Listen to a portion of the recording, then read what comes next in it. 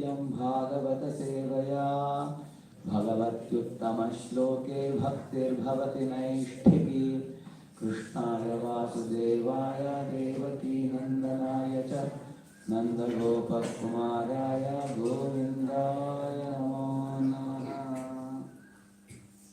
Welcome all of you for the Srimad Bhagavatam class this morning. Me and Madhav Prabhu had a back and forth email discussion on which we came up with a very interesting topic for today. This will really be an eye-opener for you. The topic from you, announce the topic. Here the mic. Today's topic is the experience the teacher. Is experience the best teacher, or somebody can learn even without having to go through something?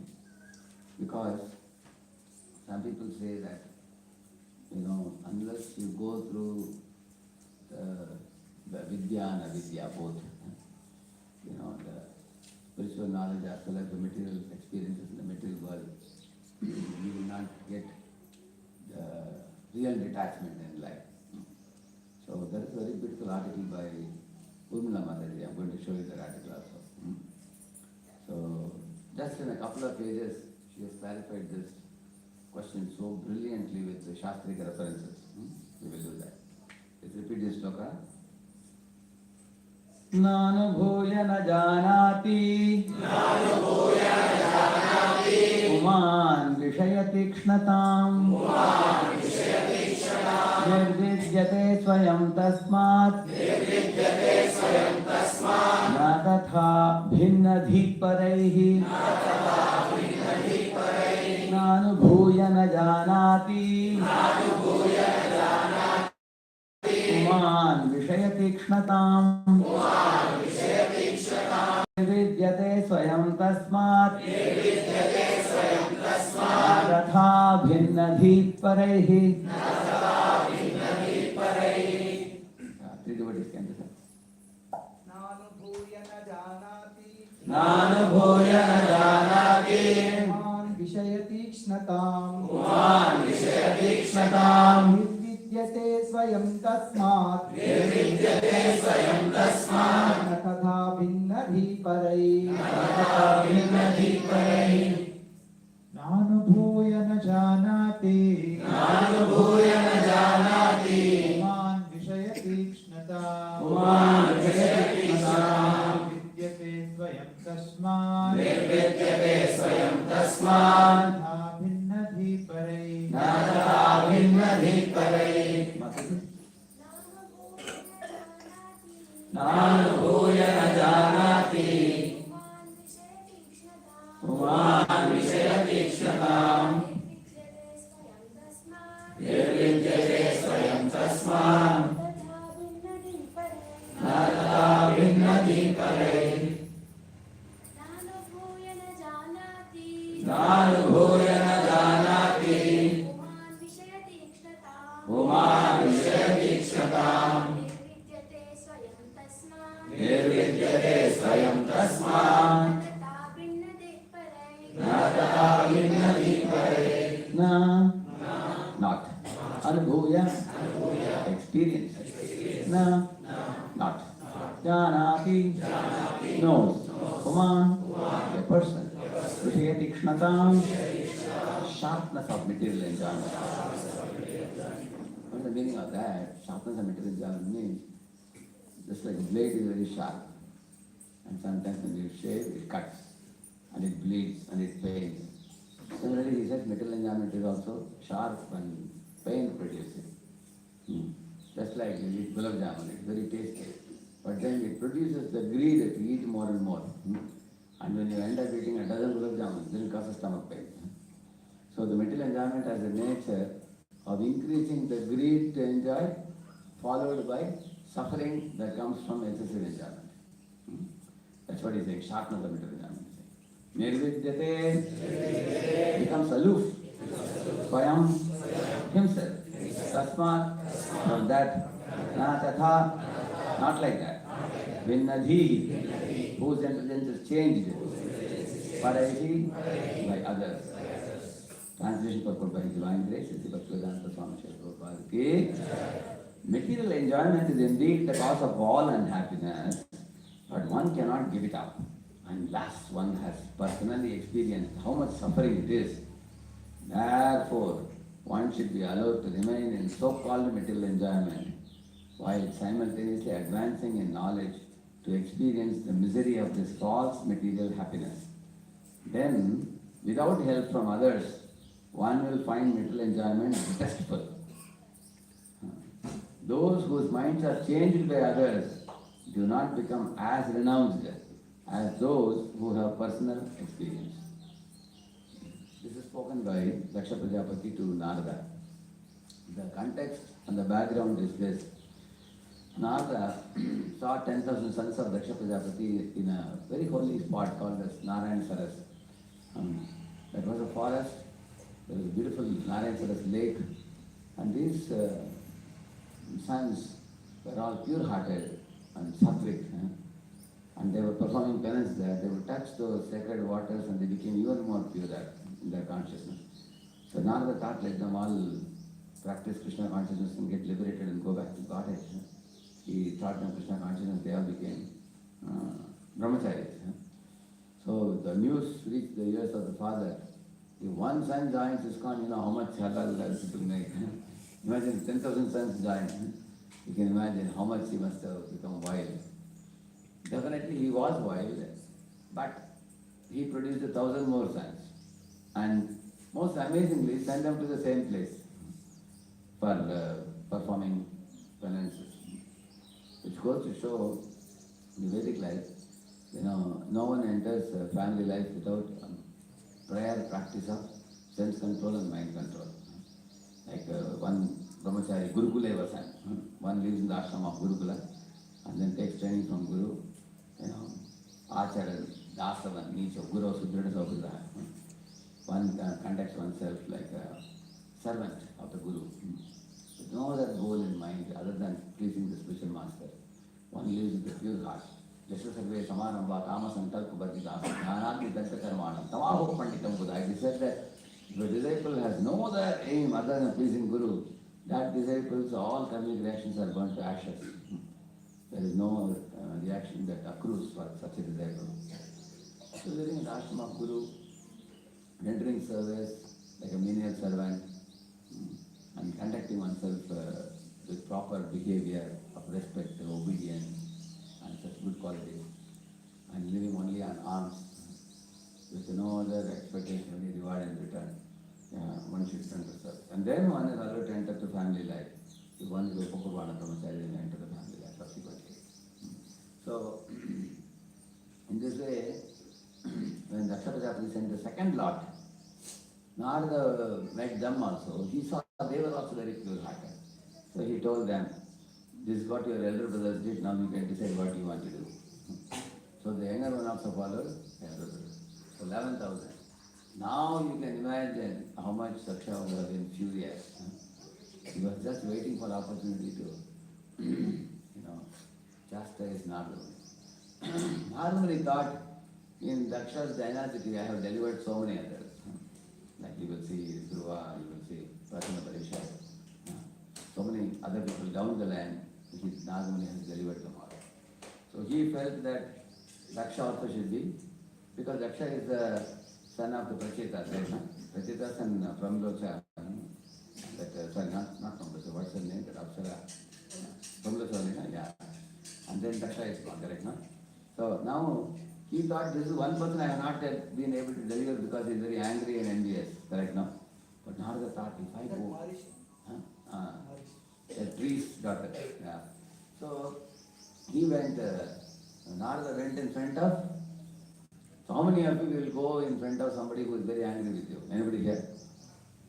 If you know somebody is already upset with you, will you show your face? In fact, if that person comes, you will hide somewhere, correct? No? But here is Narada. He thought, I will go in front of Daksha and then allow him to vent out his anger. And let him chastise me, let him curse me, let him speak whatever he wants. And after doing that, if I keep quiet and tolerate it, then he will feel some sympathy for me. In that sympathy, he will suddenly feel that I have come to the mistake and they become humble. And a humble heart and a grateful heart is a suitable heart for offering the seed of devotion. That was Nada's idea. So let me allow him to went out, become angry with me, and then when he becomes humble, I will give him also the seed of devotion. I led his sons back to Godhead, I will lead Daksha also back to Godhead. That was his idea. Therefore he went into his house, into his palace. So now, when he went into the palace, as anticipated, Daksha started getting wild. He said, "Hey Narada, you claim to be a sadhu. You are not a sadhu, you are a sadhu," he said. "I am the real sadhu," he said. And the reason he said was, see, you are yourself a monk, and then you have made all my sons into monks. You have destroyed their bride carrier. What is the bride carrier? He said one should become a family man, and then between the age of 25 to 50, go through all the, the duties of family, husband and wife together perform any religious duties. And then when they go through that, this is compared in the Srimad Bhagavatam to climbing a mountain in the one of the sections. Why? Because I don't have to tell you much, you all know better how challenging it is to raise a child, especially newborn child for a mother. My spiritual master used to say that if one has got a new baby, then the baby requires as much attention as you have deities at home. That much attention the child requires, at least 2.5 or 3, like that. So, and by the time that child has become 3, there's one more child coming up. New baby has come, second baby has come.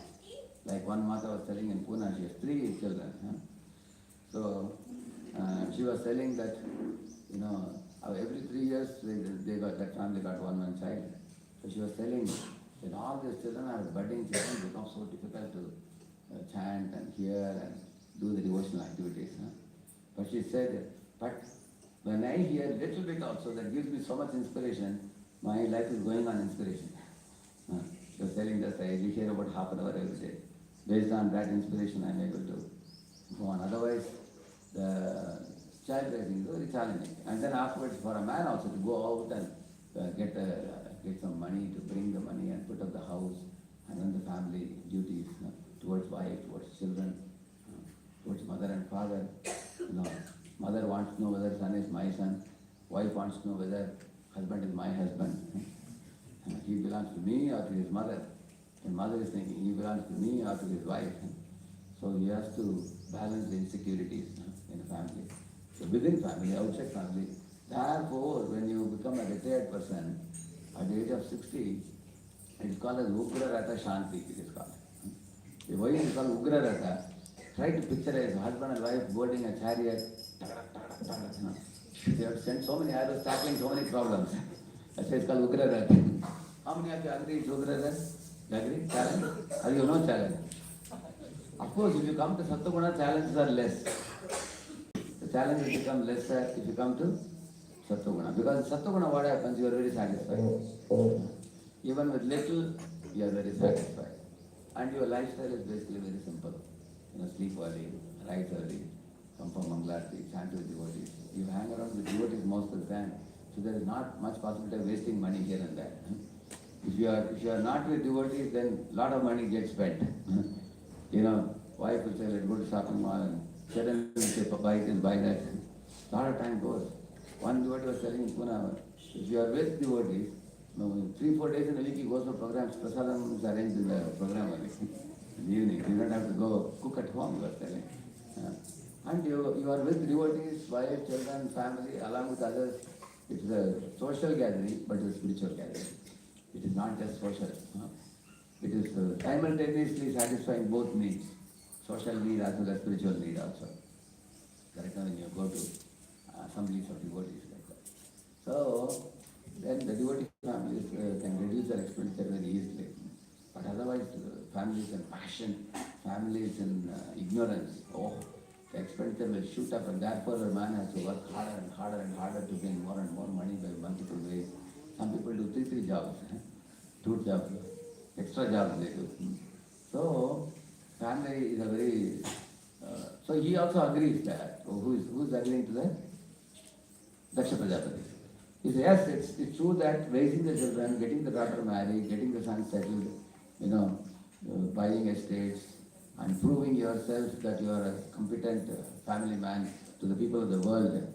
You know, I am also somebody. People want to do wonderful things and show to others also. Correct, no? So he says, it's a very difficult thing, he agrees. But he says, it is a necessary evil, he says. He says that one has to go through the difficulty. Why? He says, the good news, the family person is after having gone through all these things, he will come to the point when he is 60, he is completely frustrated with material enjoyment, and he will say that enough of it now. Now, will anybody else preach to him about detachment, or he will develop detachment on his own? He says, what he says? Nirvidyate swayam tasmat, he says. Swayam means what? On his own. On his own he will develop detachment. Nobody needs to preach to him. Why nobody needs to preach to him? Because he has realized it by looking at life himself. He has gone through it.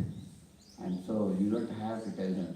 For example, first time, when I was going out of station, when I could come to Pune station, I would come with my bags and some auto wala will tell me, come please give the bag, I will take it. So they will pick up the bag and put me in the auto which has no meter at all. I asked him, how much is the money? He will say, whatever you give, you will accept. But after reaching temple, he will say, give me 300 rupees, 400 rupees, he would cheat me. So later on I understood when I come down in the steps in the railway station, if auto wala comes with a big smile, please come in my auto. I know that his love is fake love, correct now? So how did I know it's fake love? Experience. That's the whole point. That's what he is saying. He says experience is the best. He said, that's his understanding. But he says, but my sons, you have spoken to them about renunciation and you have made them frightened about the material world. Material world is dangerous, this will happen, that will happen. If you marry, you have so much burden, you have to make money, you have to take care of wife, children, all these things. So you have artificially induced renunciation in them. Therefore, those poor children whom I sent for austerities, they gave up everything and they went to become sadhus. Therefore, he said, you are asadhu because you have cheated them. You have not allowed the realization to organically come based on experience. That is his thing. So when any of you read this, Daksha Prajapati's argument appears to be very convincing. Correct or not? For how many of you is very convincing? Half of more than half. Okay. Now you will read the purport what Prabhupada says, let us say. This is the purport what Prabhupada says. It is said that it is said that unless a woman it is said that unless a woman becomes pregnant, she cannot understand the trouble of giving birth to a child. Bandhya ki buddhi prasava vedana. The word bandhya means a sterile woman. Such a woman cannot give birth to a child. How then can she perceive the pain of delivery? According to the philosophy of Daksha, a woman should first become pregnant and then experience the pain of childbirth. Then if she is intelligent, she will not want to be pregnant again. Actually, however, this is not a fact. Sex enjoyment is so strong that a woman becomes pregnant and suffers at the time of childbirth, but she becomes pregnant again, despite her experience. According to Daksha's philosophy, one should become implicated in material enjoyment, so that after experiencing the distress of such enjoyment, one will automatically renounce. Material nature, however, is so strong that although a man suffers at every step, he will not cease his attempts to enjoy. Tripyantineha kripana bahudukka vajaha. Under the circumstances, unless one gets the association of a devotee like Narada Muni or his servant in the disciplic succession, one's dormant spirit of renunciation cannot be awakened. It is not a fact that because material enjoyment involves so many painful conditions, one will automatically become detached. One needs the blessings of a devotee like Narada Muni. Then one can renounce his attachment for the material world. The young boys and girls of the Krishna consciousness movement have given up the spirit of material enjoyment, not because of practice, but by the mercy of Lord Sri Chaitanya Mahaprabhu and his servants. So what is Prabhupada's opinion about Daksha's opinion? Prabhupada says, Daksha is seen from a material point of view. Narada is seen from a spiritual point of view. So, actually the fact is, the sons of Daksha Prajapati, they were pure-hearted souls.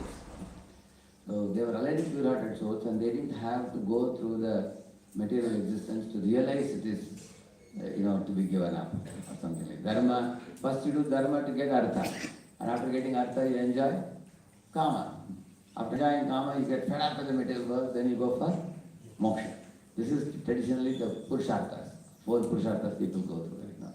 But what Narada taught them is none of these 4.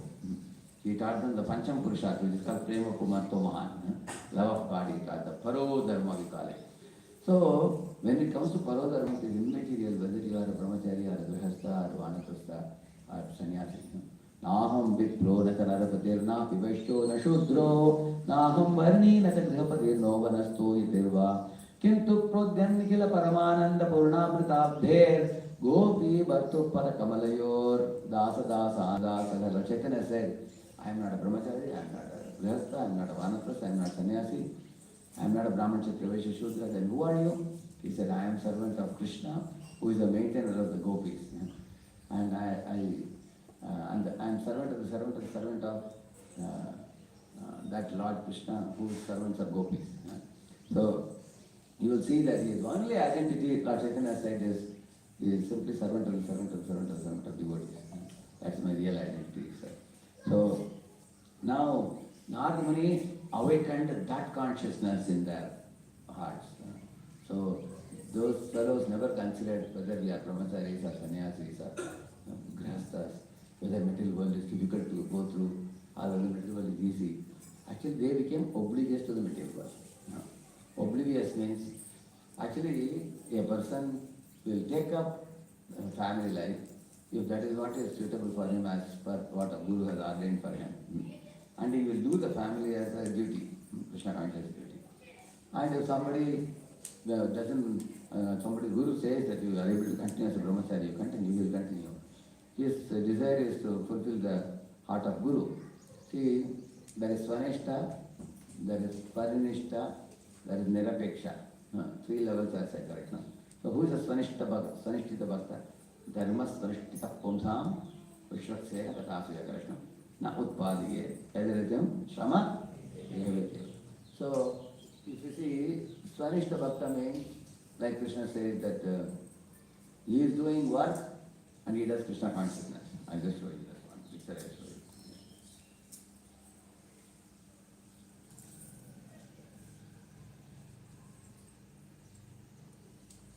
See this one, Swanishta Bhakta. You will see, he is Krishna conscious, yellow circle, and his job is brown. So the job thoughts are coming during chanting for him, correct now? So he has to counteract the job related thoughts during his chanting. That is a struggle for him. Because he is not Swanishta, he is below. He is below Swanishta. He is the attached worker, is not the... Because once you come to the Swanishta stage, then you will not be disturbed like this eventually, because the Krishna conscious duties one can perform steadily, stably in Swanishta stage. But prior to Swanishta stage, this kind of push comes in the spiritual life. Then, see here the Swanishta stage. Krishna consciousness has dominated more, and the job is a subset of Krishna consciousness.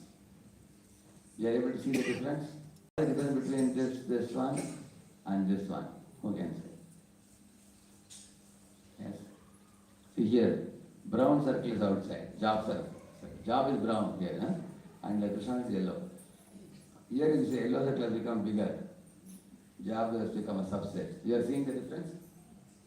That means earlier for you, job was all important. And Krishna consciousness is a side business.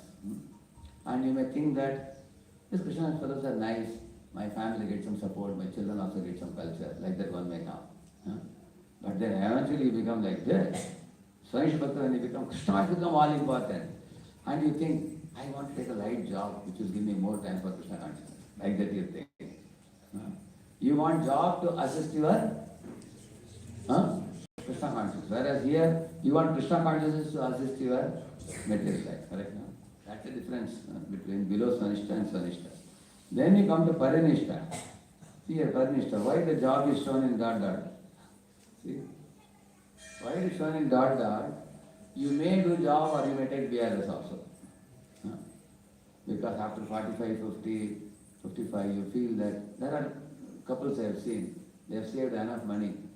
But they told me that we are working because what to do? Otherwise life would be boring. What will you do sitting at home? Let me go to job. That's what they are going. There are people like that.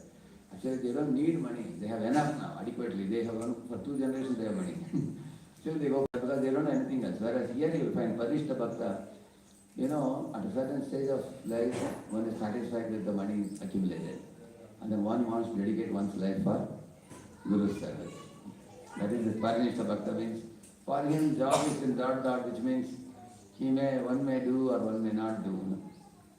Like that.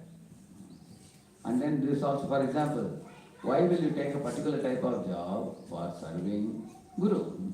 Guru says, in this college you take the, teaching as a professor, so you can do youth preaching. Then you will take youth preaching, further you will take. Our Guru says, stay in America and help in preaching there. So he stays in America. You come back to India, he comes back to India. He doesn't see what prestige will come for me with staying in America, what money I will lose by coming to India. All that never crosses his mind. His only goal is to please Guru and assist in his mission. That is Parnishta Bhakta. He is ready for anything. And then Nirapeksha Bhakta is, what happened to job here? What happened? His only job is Krishna consciousness. That is Nirapeksha Bhakta. You see? So you got an idea now.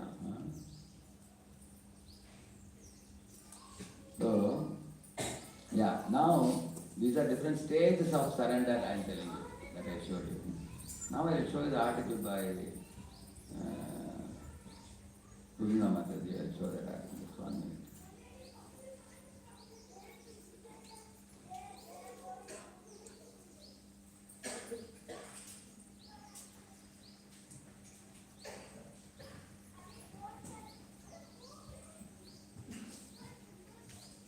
You will read this article and understand it. Very nice article. Please explain the best thing.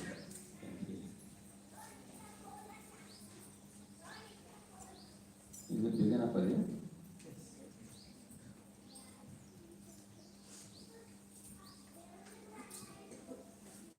Okay. See, in the Bhagavad Gita also, Krishna told Arjuna, you heard the whole Bhagavad Gita, Arjuna. Kachchideda sudam bhata tvaye kangreda cetasa kaschida jnana sammoha pranashtaste Dhananjaya. Hey Dhananjaya, did you hear the knowledge of Gita very attentively? He is asking. Tvaye ekagreda cetasa, he is asking. Ekagrita means what? Value one-pointed attention did you give? Like we all are sitting in the class, sometimes during the class some thoughts and worries of the day come, right? Today I have to go there, I have to do this. Next week I have to do that. This is coming up. So sometimes suddenly you find all the words are laughing, then you ask you, what did they say? Because people physically they are present but mentally absent, right? Therefore Krishna asked Arjuna, hey, did you hear attentively what I spoke? Because you're keeping mum. How can I know whether you're understanding or not? So Krishna wanted to be sure. What happened to your moha illusion? Is it gone or you are still illusion? He's asking, Pranashtaste Dhananjaya. Did you destroy your illusion by now? Kashtideta Shutam Partha Tvaya Ekagrana Cetasa Kashtit Ajnana Sammoha. 2 things. Your ignorance and illusion. Pranashtaste. Is it destroyed now? Which means Krishna expects that our illusion and our ignorance should be destroyed by hearing. So Krishna is speaking Bhagavad Gita and he wanted Arjuna to hear it. And by attentive hearing and contemplating on the matter, what I heard. And one is able to destroy the illusion, one is able to destroy the ignorance. And then Arjuna is saying, what Arjuna is responding?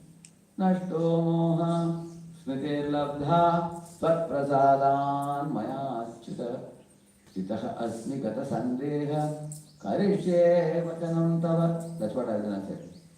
Nashto moha, my illusion is gone. Smriti labdha. Again Krishna consciousness has come. Svat prasadan maya chita is saying, it's all by your mercy, Krishna. It's beyond me. This realization is beyond me. But you gave me this understanding. It's Krishna. That's what purpose is. By Chaitanya Mahaprabhu's blessing, and the Western boys and girls became renounced. So you gave me such a pure knowledge and you helped me to become renounced, he's saying. And then he's saying, Stitaha Asmi. Now I am situated firmly in Krishna consciousness. Stitaha, like all of you are now, you are sitting comfortably. You can't sit like this in the ocean. Can you sit? The ocean always has waves ups and downs. That's what the material world is called Samsara Sagar. So when you come here to become a devotee, you are sitting very comfortably because in the outside world it's all like ocean. You can't sit comfortably anywhere. Life is always full of throwing tensions in us. So he's saying, Stitaha Asmi. Now I am firmly, peacefully situated. Kata Sandeha. All my doubts are gone. Kata means all doubts are dispelled. Karishye Vachanam Tava. Now I will follow your instruction to fight the battle. And then Arjuna picked up the Gandiva and fought the battle after that. So, now here somebody may say, Arjuna was given knowledge of matter and spirit. Lord Krishna tells him, deliberate on this fully. Vimrishaitat, asheshena, yatechasi, tata kuru. Like that Krishna is telling. Vimarshaitat means what? Contemplate and consider what I told you. Krishna is not forcing Arjuna. Because I have spoken this to you, you have to do this. He doesn't say that. What he says? Vimarshaitat.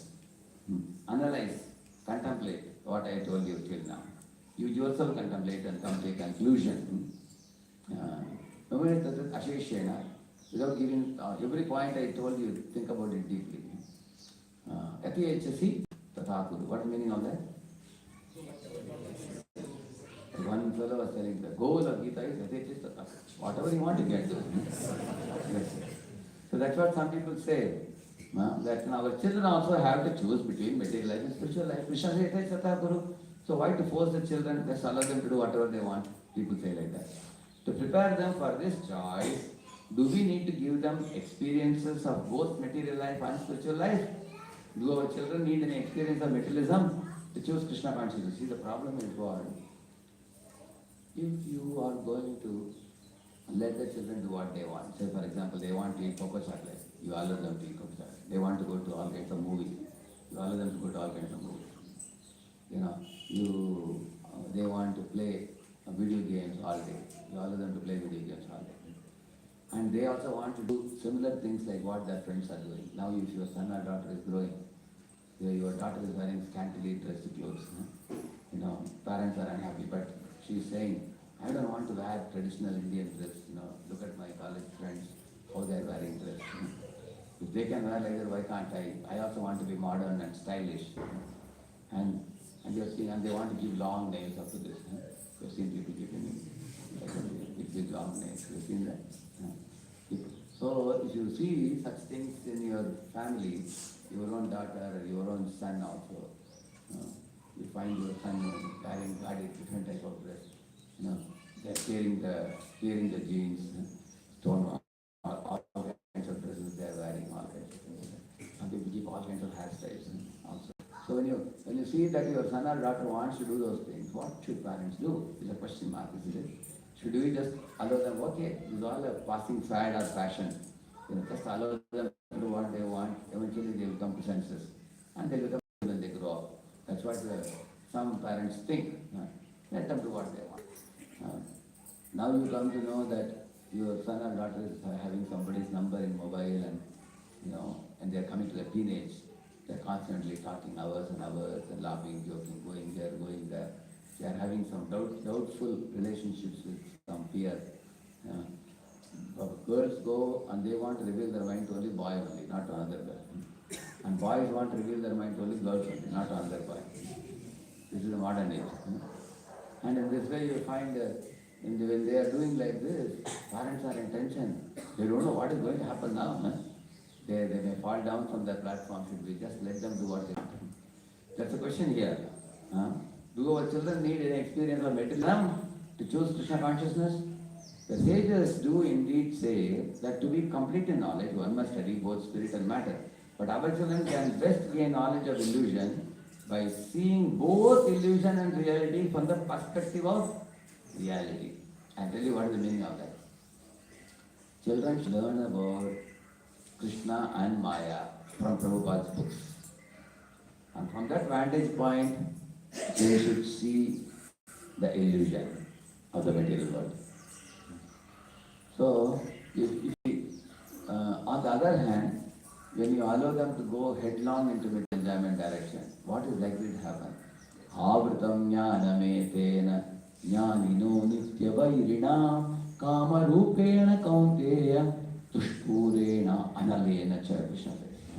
He says, if anybody goes in the direction of sense gratification, that sense gratification will put a cover over their knowledge. Not only that, this is only beginning. Immediately will cover your knowledge. Little bit Krishna conscious knowledge you have given them, but they will become covered over. And then what is the subsequent result? When they indulge in material enjoyment, because material enjoyment initially gives some superficial, cheating type of happiness in the beginning. When they get that happiness, the nature of that material happiness is that it increases hankering. So they will want to do more and more of it. Any of it eat a little cocoa chocolate, you will see that. You will want to eat more and more of it. The more you eat, your tooth will be gone one by one. Or you have to extract the tooth. It's a very painful thing. You will see that material enjoyment initially titillates you, subsequently causes you pain, but increases the hankering for it more and more, and you become more and more and more covered with thicker and thicker and thicker layers of ignorance, and your Krishna consciousness will go for a toss. And they are not going to become Krishna conscious, nor are they going to realize also that material enjoyment is suffering. On the contrary, they will terribly suffer. Along with that, they will keep on struggling to enjoy with no clue of how to get out of it. That is the result of those who go in the path of sense. I know many students now in college, they are suffering from bipolar. There are some people suffering from different kinds of mental illnesses and all nowadays. How did they get into it? Because they were given absolute freedom for getting into drugs, getting into drinking, smoking, all kinds of things. And they have really abused the body very badly. And now they are trying to, when they see the devotees very happy, they see, because devotees, if you see, devotees have paid the, like we say, that the process must be followed and the price must be paid. Devotees have done that. Year, day after day, month after month, year after year, devotees have risen early in the morning, chanted the holy name, you have heard the Srimad Bhagavatam class, and led a clean life following 4 regulative principles. No illicit sex, no meat eating, no gambling, no intoxication, all those things. And devotees have been very faithfully keeping their body clean, mind clean, and their spiritual engagement Krishna service. So you just do Krishna consciousness for 5 years or 6 years, you'll be floating in bliss. And then these boys are saying, the devotee boys are observed by the atheistic fellows who have really abused and ruined their bodies. When they see that, hey, this fellow is living a much different type of lifestyle, so happy, and I have ruined my body.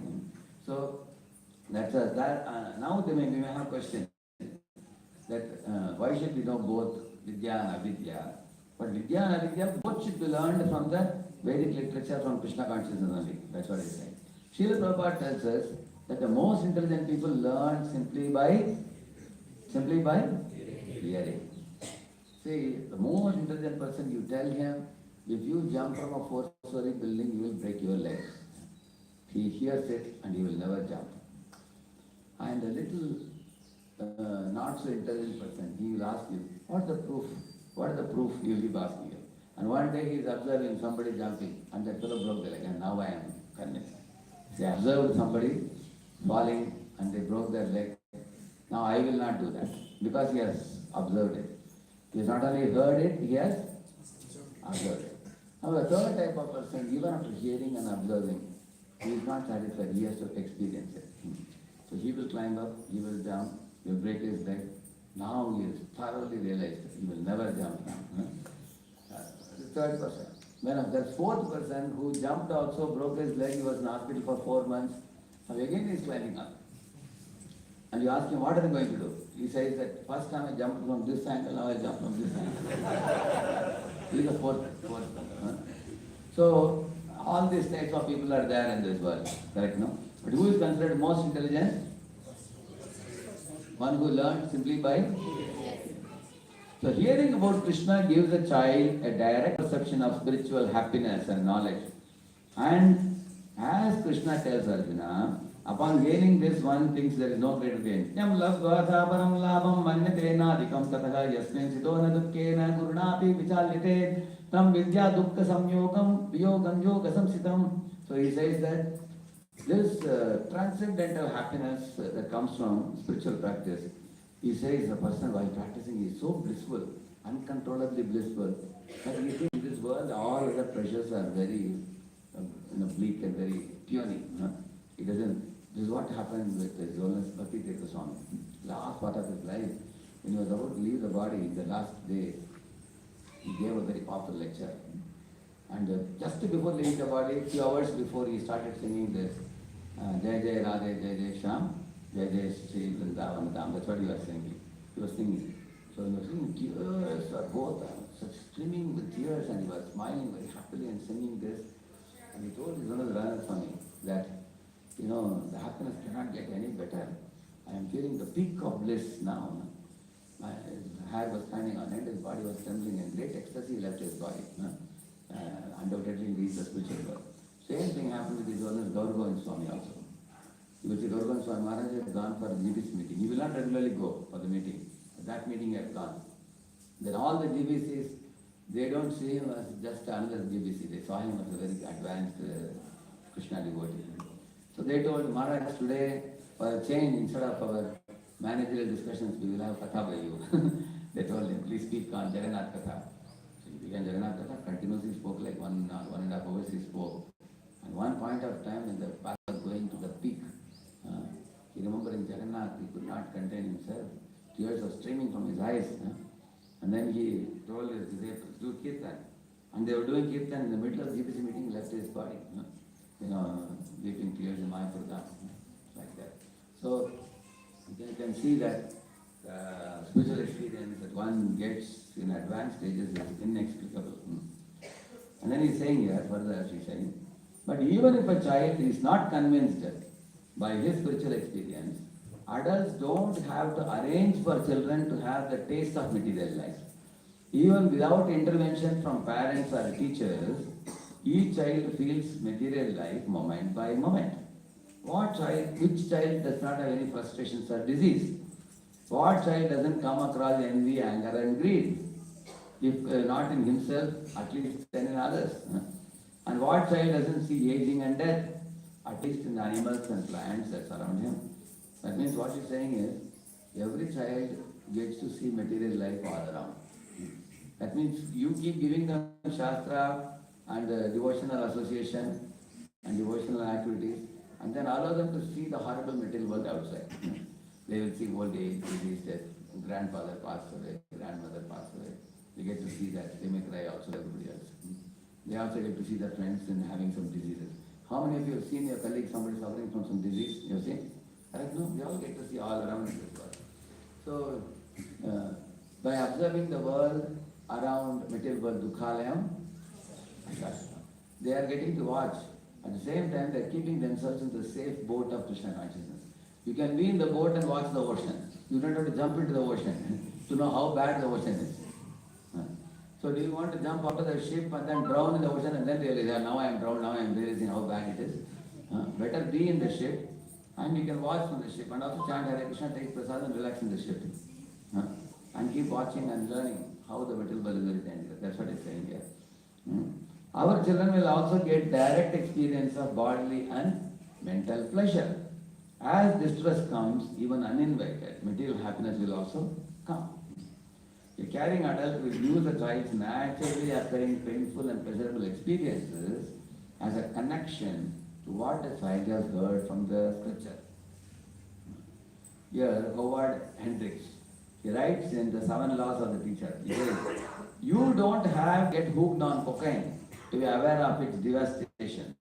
And even many who are hooked don't understand the danger. So a better way to say it is, properly evaluated experience is the best teacher. Properly evaluated experience is the best teacher. That means you don't have to go through it to get experience. You can get the experience of others. When adults say that for our children to understand Maya, We must expose them to it.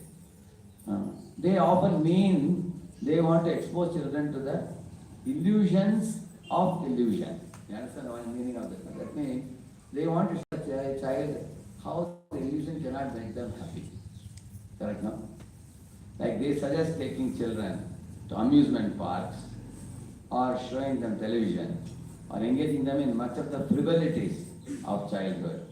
But children who get a taste for such illusions generally become illusioned. Their higher knowledge and taste for Krishna becomes covered. The child asks for further and further indulgence in illusion. Because as Krishna tells us, material pleasures can never be satisfied. Dushpurena nalena cha. The parents then feel they must give the child Maya because the child is demanding it. They forget that they themselves, the parents, sparked that demand. That means by giving them illusion, you sparked their demand foolishly, and then you are increasing them that hankering, and then they are demanding more and more. So, leave alone the children, our own mind also. Sometimes our mind is demanding Maya. When you let the mind enjoy Maya, the mind is going to increase hankering. When the hankering increases, at that time you will lose your control. Then the mind can cheat you. Mind can loot you. Mind make you suffer terribly. And mind will laugh at you. They can't do that. Therefore, what the Shastra says, one should chastise the mind and keep the mind under control. One example I tell you, there was J.K. Raja who learned from a sage how to decode the speaking of the birds. But the condition was, if he decodes the bird's speech, he should not tell anybody. If he tells anybody, he will die.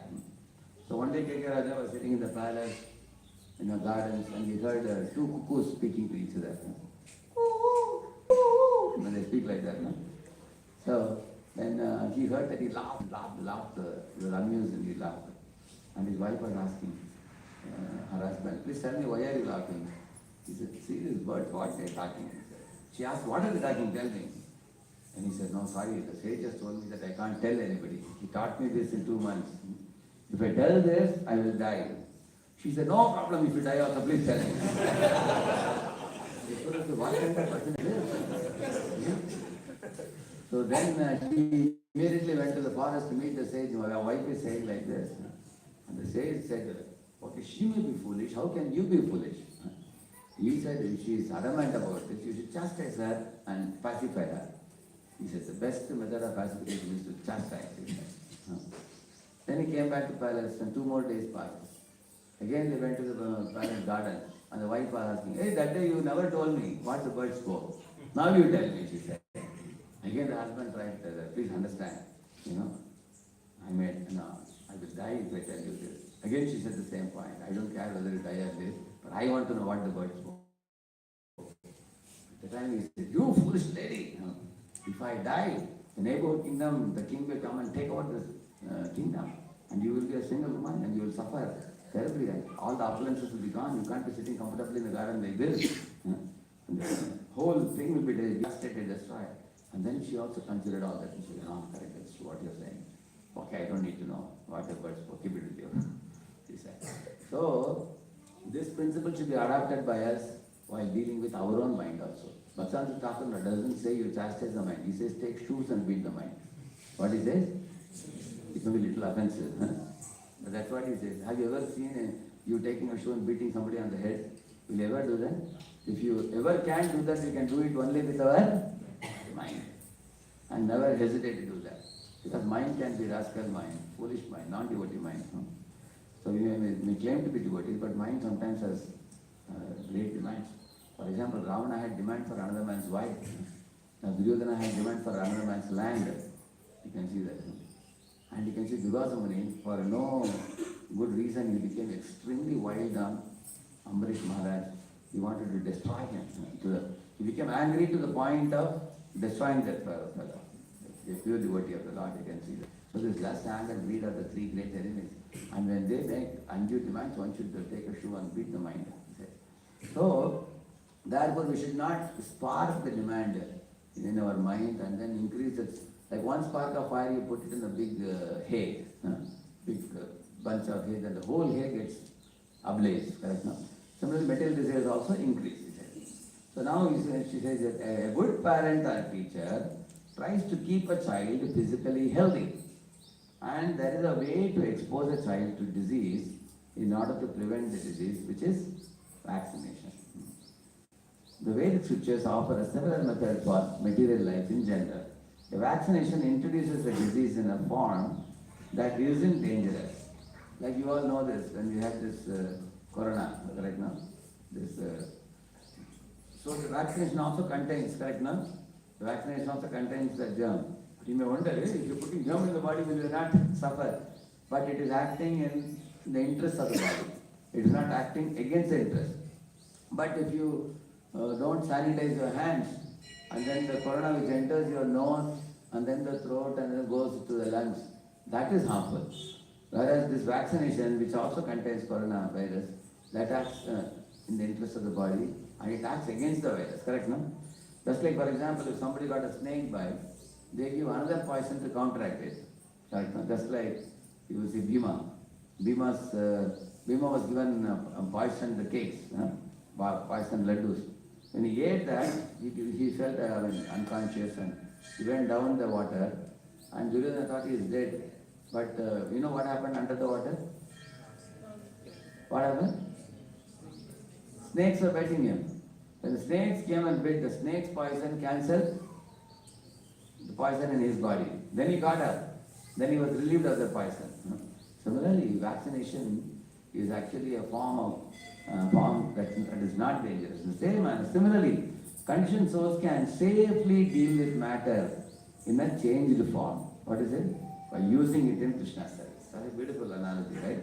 Like, for example, we like food, nice food. Okay, you offer it to Krishna and eat only what Krishna allows. What Krishna doesn't allow, don't eat.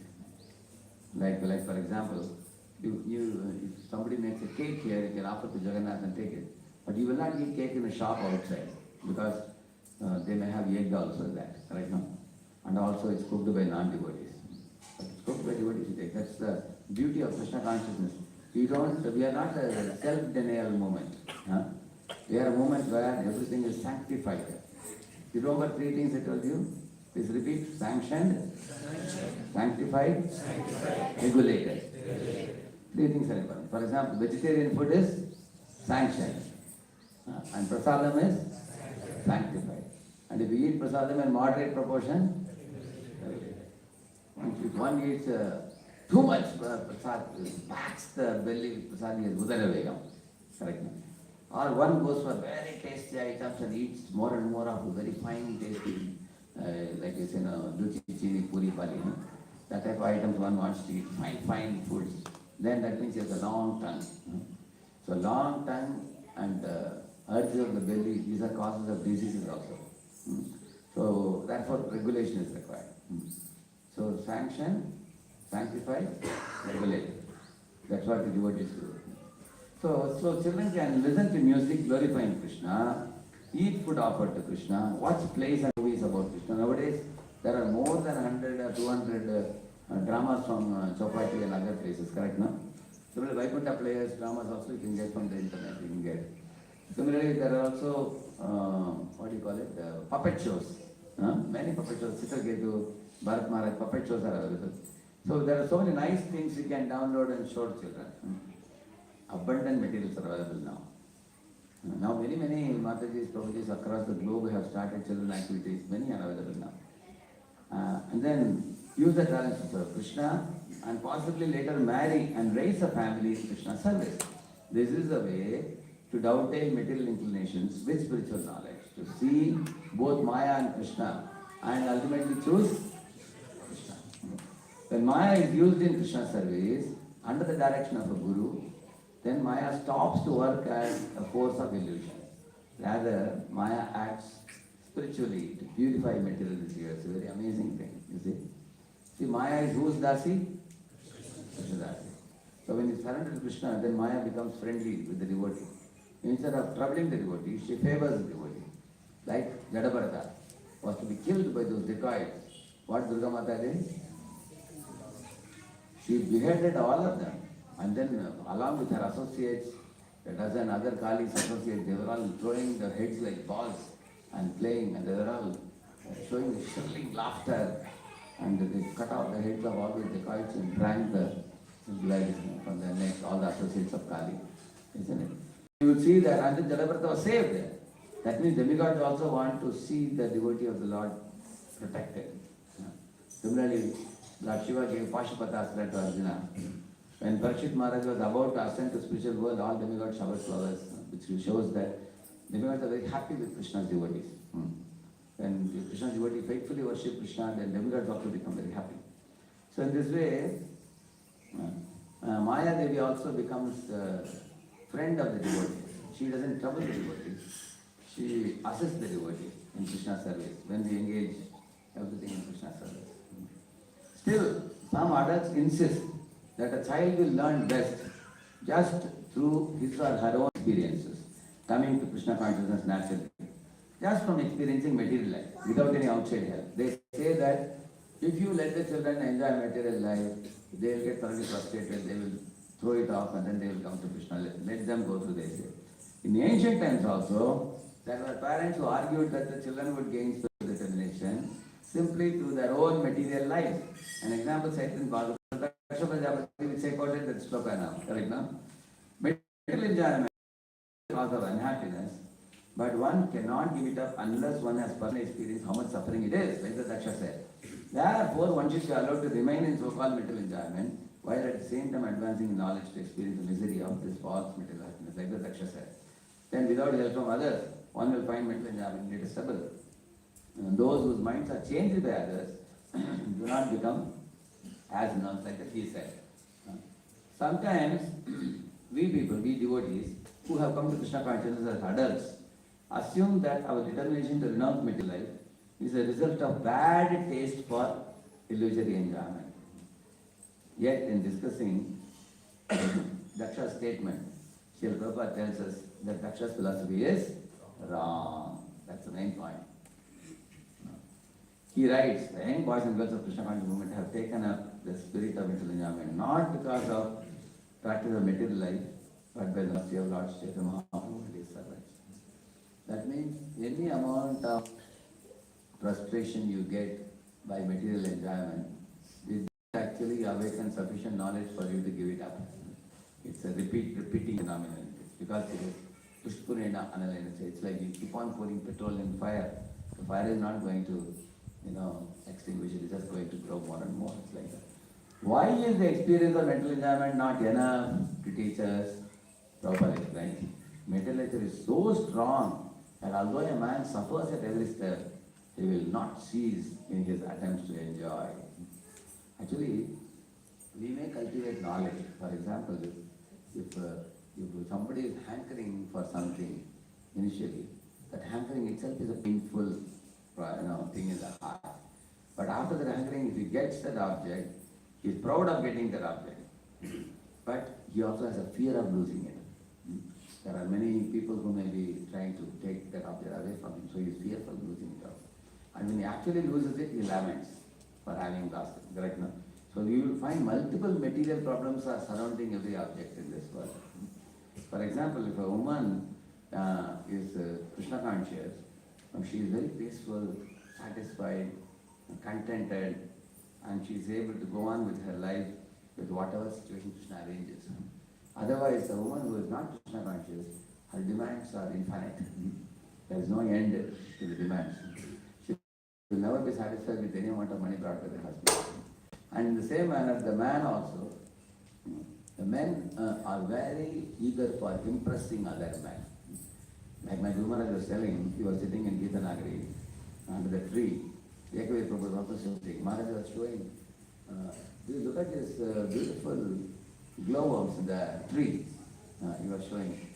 So Ekavir Prabhu said, Maharaj, all these glowworms are glowing in the night because these glowworms have to exert a lot to glow like this. Like that they do, then the glow comes. Some of the glowworms, like that they do. Then they can glow for a little longer time. Some of them even exert themselves for a long time to continuously show the glow. So he said, Maharaj, they all have a competition with one another to show to their wives and family members how much light they can show. So they had an interesting game, he was saying. In the same manner, you will see, when an eagle flies in the sky, a female eagle, if she wants to marry a male eagle, the male eagle cannot get the female eagle very easily. So the female eagle will catch one twig of a tree and carry it up. The male eagle also will go like this. And she will drop it somewhere. And this fellow has to catch it and come and show it, give it to her. Again she will pick it up and go somewhere and drop it. 3 times she will drop it. All the 3 times this fellow, before it reaches ground, he has to go and catch it. And he gives. Then the female eagle says, what? Okay, you are a hero, now I will marry you. So they say scientists have heard this. That means the man should be able to prove his capabilities to her. Then only, same thing with the elephant. Elephant can tear down a branch of a tree. And you look around, is there anyone to appreciate it? If there is a female who says, wow, you are so strong, then this fellow will put his trunk around the tree. And then he will uproot the whole tree and throw it. Now what do you say about this? Then the female elephant will say, okay, now I will marry you now. So you will see that man has to impress the opposite sex. And because of that, he slogs hard. And the woman becomes extremely greedy. This is material world. It's a fact actually. And it's an unending game. His Holiness Chandramal Swami Maharaj says, material world is a game where you will never win and you can never stop playing. It's like imagine football. You keep on kicking football, hoping I'm going to put the goal. You don't see the goal only. Both sides goal post is only not there. You keep on running. You wonder where to put the goal. No? So you never win. And so therefore, if one wants to transcend this platform, one has to become serious in Krishna consciousness. That's Prabhu's point. Why is this experience of material enjoyment not enough to teach us? Even though we are fed up many times, Prabhupada says, materialism is so strong that although a man suffers at every step, he will not cease in his attempts to enjoy. Of course, man enjoys by impressing the opposite sex, and women enjoy by becoming greedy for more and more, and both parties are dissatisfied. That is material world. So what is the solution to this? Women should cultivate satisfaction and contentment and know that there is something called destiny also, which brings forth what you can enjoy and how much you allotted quota can you. For example, every one of you sitting here, there are people who are uglier than you, there are people more handsome than you. For example, there are people poorer than you, there are people richer than you. There are people less educated than you, there are people more educated than you. And every one of you, you can see that you are rigidly put in a stringent condition in this material body. Did you decide the pigment of the color of your body? Did you decide? Did you decide your face cut? Did you choose the family in which you were born? These are all awarded by destiny. You just can't escape it. You are rigidly put in a situation. So one should not foolishly try to compare oneself with others. Why so-and-so is so rich, you can't be so rich like them. Like sometimes you find 2 sisters, one sister is getting, the elder sister and younger sister, you see, the elder sister is getting first son, second son, third son, fourth son, 4 sons he got. And the second sister is getting first daughter, second daughter, third daughter. So sometimes they make comparisons and see why she got sons, Krishna can give 2 to her and 2 sons to me and 2 daughters here and 2 there. It may be your plan. But Krishna knows whom to give what, according to our destiny. So what we should do, rather than curse the destiny, or rather than make unhealthy comparisons with others, know that everybody is getting salary for their own work done in the previous month, previous lifetime. Everybody is getting salary accordingly they are getting. Don't compare yourself with others. And therefore we don't become greedy. Be contented. But make a plan to get out of this material world and go back to Godhead. Because once you go back to Godhead, these problems are all these problems are all finishable completely. They can vanish fully. Because the problem is due to material body and material mind, which is absent in the spiritual world. Because spiritual world, the spirit souls never get old, never get diseased, never die. So, therefore, mental nature is so strong that other man suffers at every step, he will not cease in his attempts to enjoy. Experience then won't enable a child to learn unless hearing spiritual knowledge comes along with it. That means if you are simply feeding children material goods, they are going to only become good for nothing, unless you give them spiritual knowledge. Therefore, Radheshyam has written a beautiful book on Bhagavatam for children, you know that, big bulky book. One should train the children. In Pune, we have got more than 20 books, children books. You go to voicepublication.in, huh? voicepublication.in. 20 books are there. Getting to know Krishna, on the way to Krishna, and also value-based stories. Many beautiful books.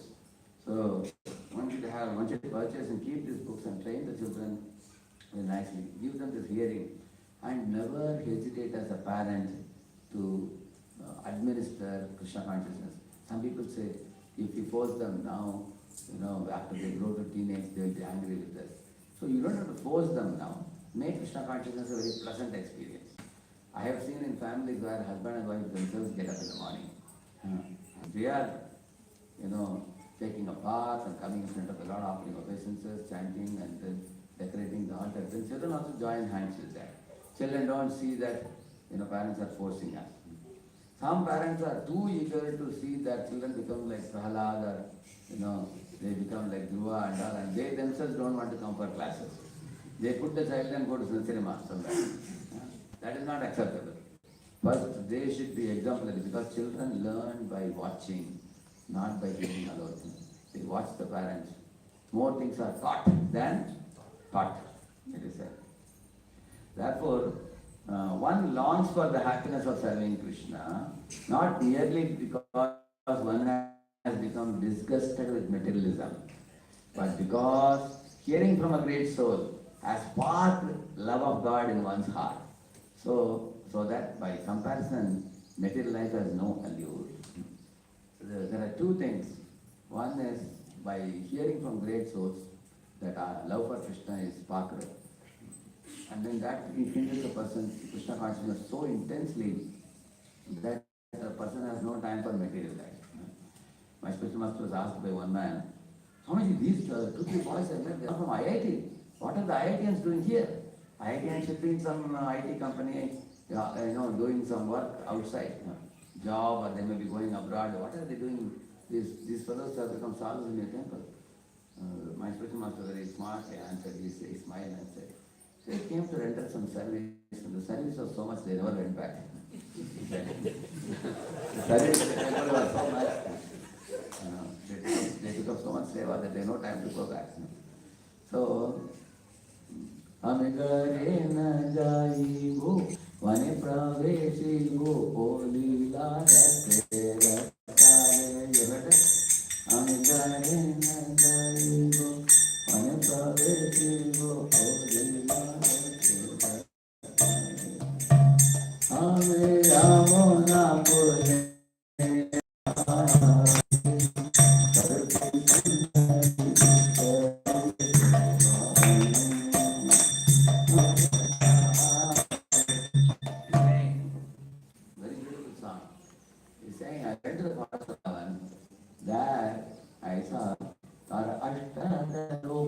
There were 8 petals, and one gopis playing Mridanga, one gopis playing Kavitnats and other things.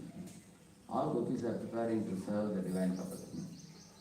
Takara Ashtada Lopari Shri Radha Shri Hari Asaki Parida Sugita Nartane Sabasaki Gane Tushiche Yugala Jane. He's saying, Yugala Jane. He's saying that all these gopis are preparing to serve the divine couple for their pleasure. Tushiche Yugala Jane.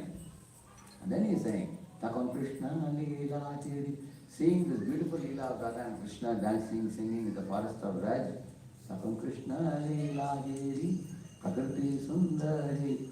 Vistari Che Shobhavane. He's saying, Bhaktivinoda is saying that Prakriti has increased her beauty, which means the gardens are all blooming with colorful flowers and fragrant flowers.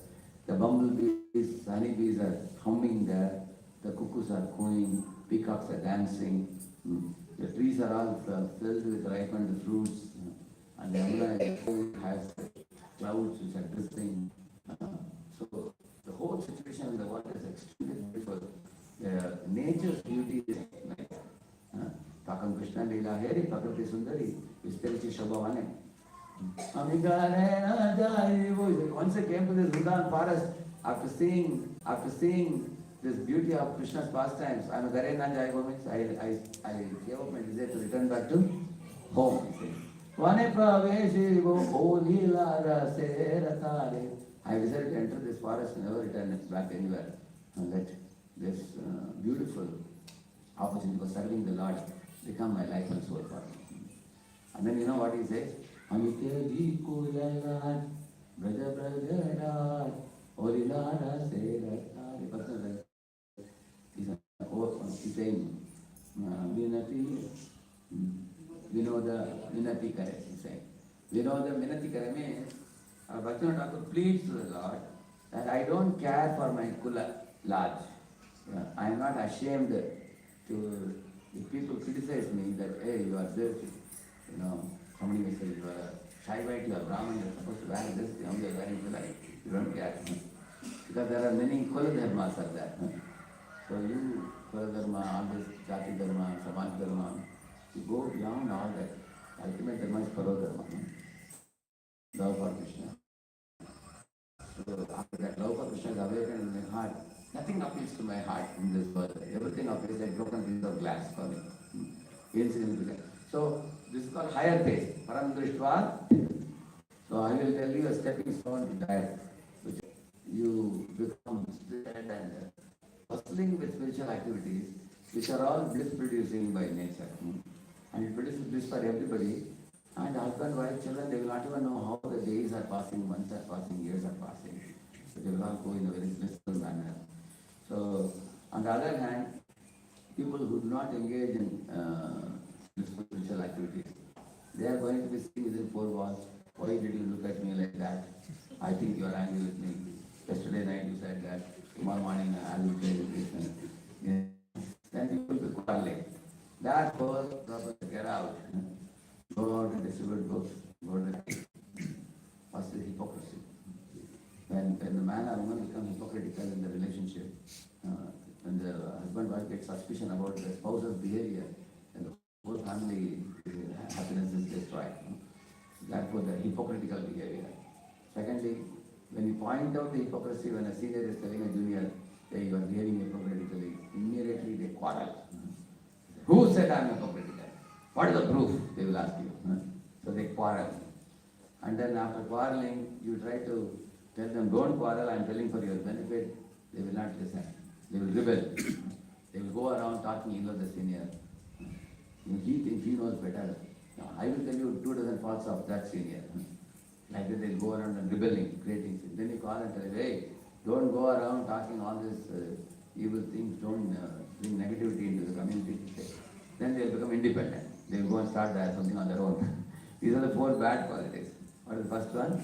Hypocrisy. Then quarrel. Then rebel. Then fourthly, this is nature. But you have to curb all this 4.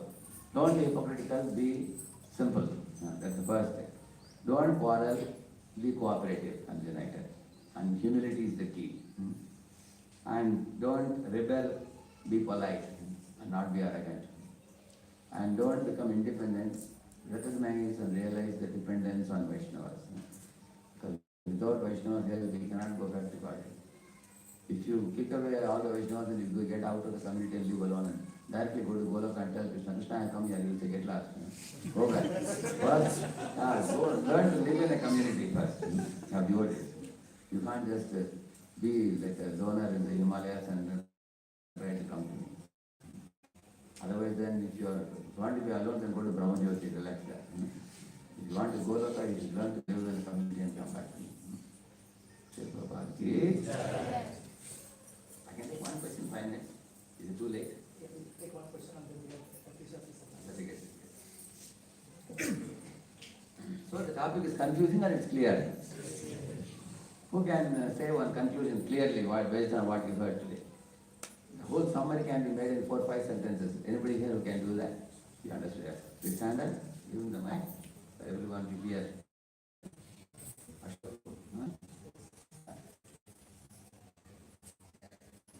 You can come here.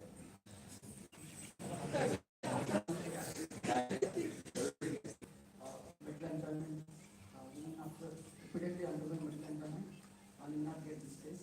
We'll get this test or medical employment only by the practice of Vaishnav service. by getting inspired by a superior, like Prabhupada, for example, kindled that inspiration in hippies. Chaitanya Mahaprabhu kindled that inspiration in Jayamara, like that. So, the Guru Parampara, the Vaishnava kindles that inspiration, gives the services. Then, Krishna consciousness gets awakened and one becomes absorbed in service. Then how does one consider material jnana at that time? At that time, what does one consider about material jnana? What is one like Haribol? One statement about how do we raise our children? What Varuna Mataji says. Practical material is here Varuna Mataji says that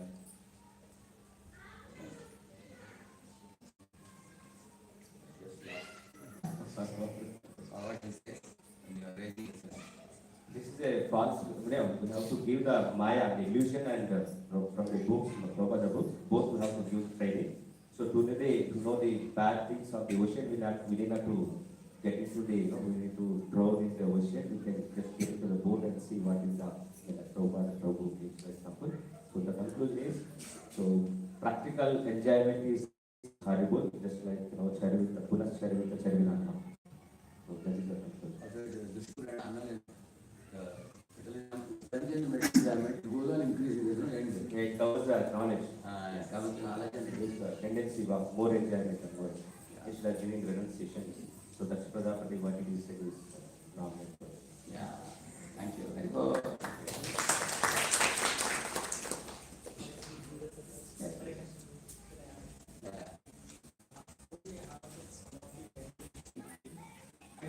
But they work for 2 3 years. The company experience gives them a lot of nice exposure and being very responsible. Boss, the dashboard, they have to keep the deadline. Jumping person what? Giving up the different.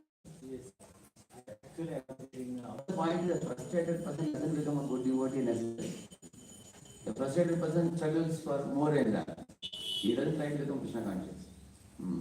So becoming Krishna conscious, there has to be attraction for Chaitanya Mahaprabhu, Prabhupada, and Krishna.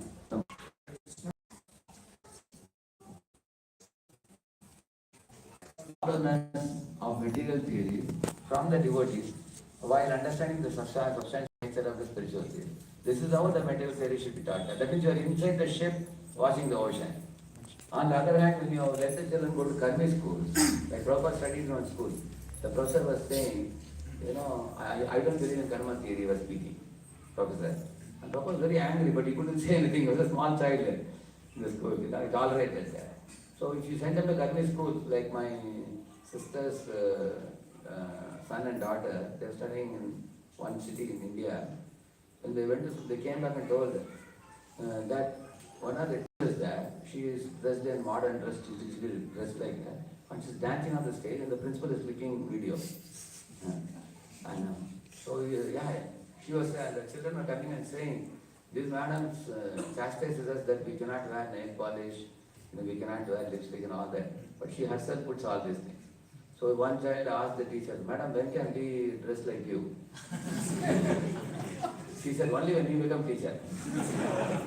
So how can we send children to such schools? Correct, no? So therefore, but on the contrary, devotee schools contain devotee teachers. Devotee teachers are completely imbued with devotion. When they are speaking naturally, they will give understanding of the material things from Shastric point of view. You understand the difference? There are 3 stages, 3 levels. One is, school like this is what Prabhuji is running, that's good. Little more intense is Gurukula, what Prabhuji is talking. And more intense is only Gurukula education with no material education, that is also there, which some parents are a little afraid to put. Like what is happening in some ISKCON temples, I saw parents are poor, who are working as full-time devotees.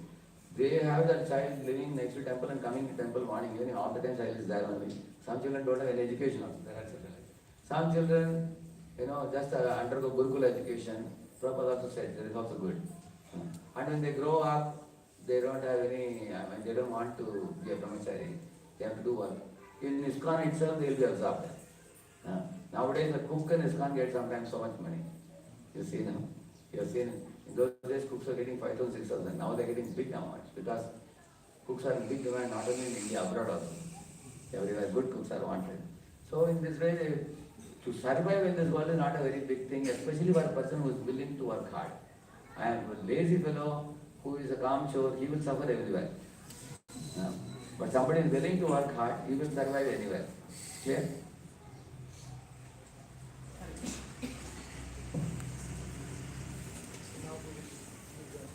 So these are group of devotees who finished Bhakshastri? Yes. How many of them? Oh, 37 finished. Okay. We are here at 24 and for a couple of them the certificate the mistakes here correct. So right now we are doing for 24 people. Last week was the So you all did in how much period of time? 2 years? it's 1 year and few months. Okay. Started Janmashtami festival completed in this.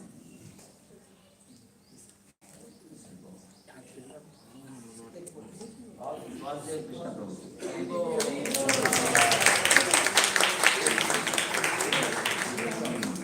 This is from BOEX, sir. BOEX. What are you? Abhishek Garu, please come. Next is Anand Prabhu. Ashish Prabhu, Ashok Prabhu, Abhishek Garu, please come first. Make the laminate is beautiful. Haribo. Ashish Prabhu, Anandam. Ashok Prabhu,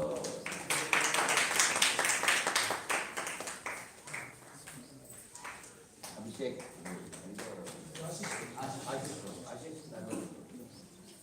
Ashok Prabhu. Then next is Prabhu Prabhu. Kiran Prabhu.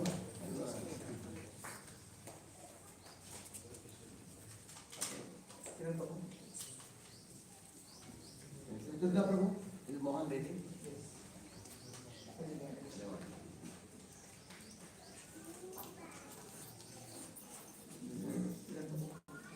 Dannana Kiran Kumar. Hema Mataji, Rakesh Prabhu. Gopala Prabhu, Durga Prabhu.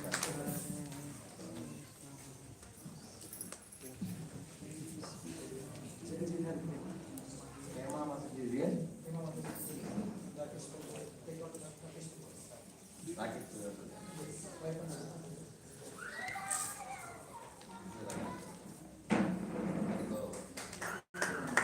Jagajit Hari Prabhu. Krishna Mataji. Kripa Sindhu Shri Prabhu. Smita Kumar Mataji. Nanda Kumar Prabhu.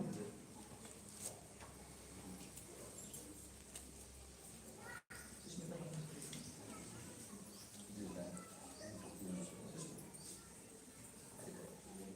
Krishna Prabhu. Nanda Kumar. Rama Prabhu. Girish. Jananda Prabhu.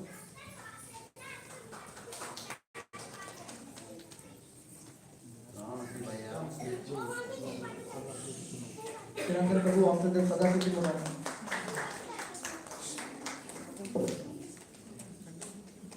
Music show.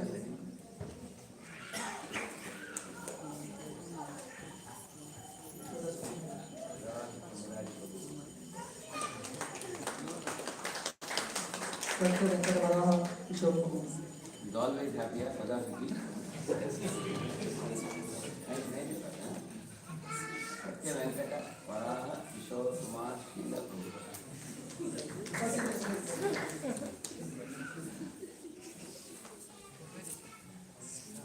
Ram Kiran, Sheila Prabhu. Shanta Narasimha Prabhu. Shanta Narasimha Prabhu. Next Suresh Prabhu. Sri Vallabha Prabhu.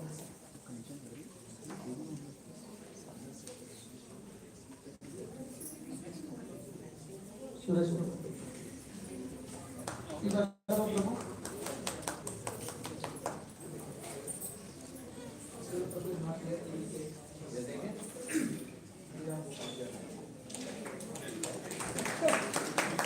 Sridhar Prabhu.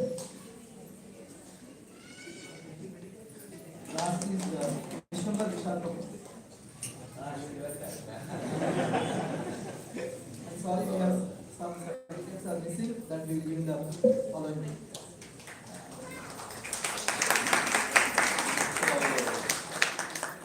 My special master was telling about this Bhakti Shastri. Bhakti Shastri is a very great foundation course. The 4 books of Prabhupada, and each book is very unique and very important.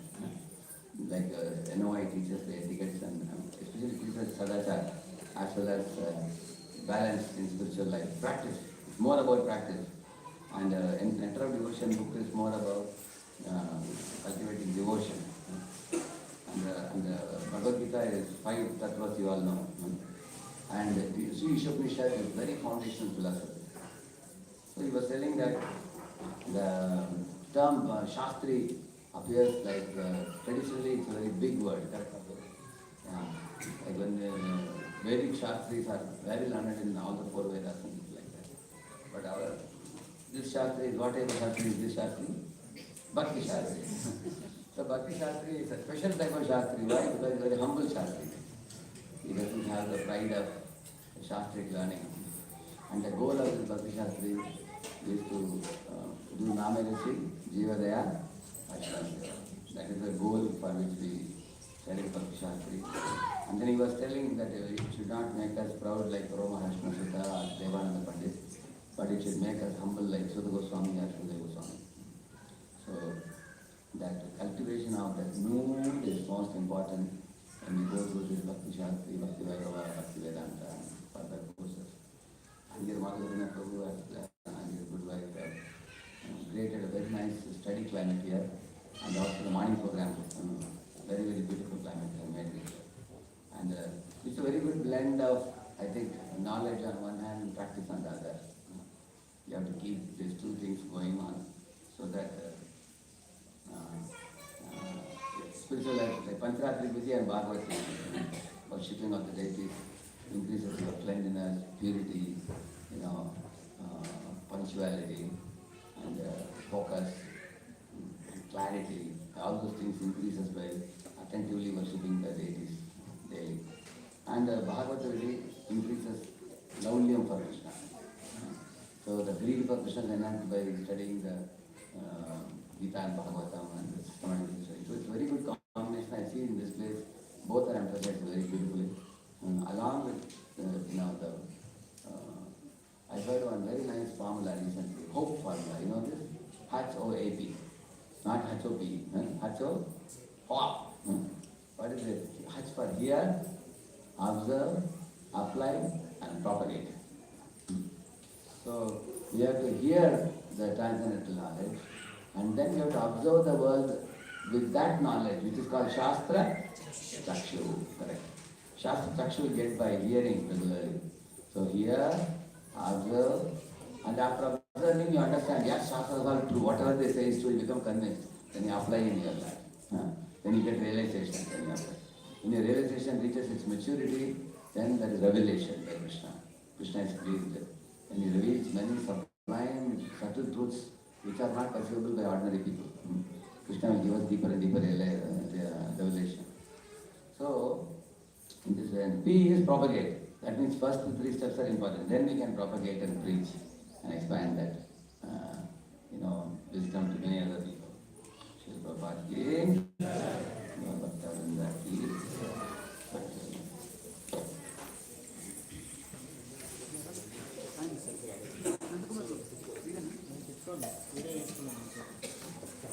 video